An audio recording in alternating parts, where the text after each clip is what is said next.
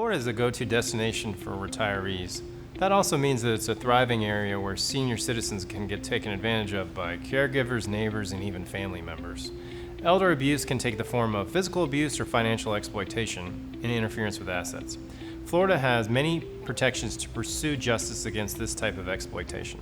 Under current Florida law, exploitation of the elderly occurs when a person stands in a position of trust and confidence and knowingly, by deception or intimidation, obtains funds or assets without consent. Well, so what does that mean? Here's some common examples that we see of elder financial exploitation. Number one, changing a trust or last will and testament when the person didn't have the capacity or the ability to meaningfully articulate their desires. Number two, self-dealing transactions where the person in the position of trust simply just takes the asset from the elder person.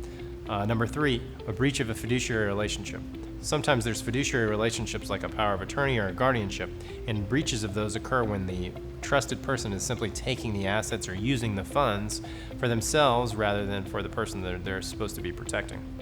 Number four would be an unauthorized taking of personal assets or using the funds meant for the elder's beneficiaries.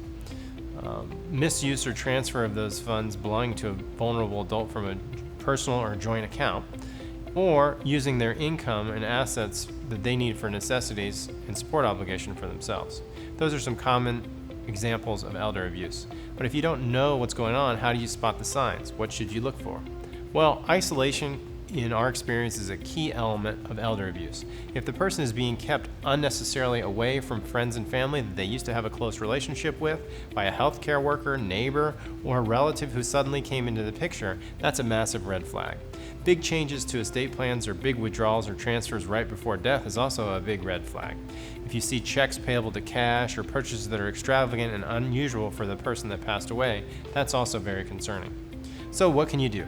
Well, if the person is alive, call Adult Protective Services and make sure that other friends and family try to reach the person and try to do the same.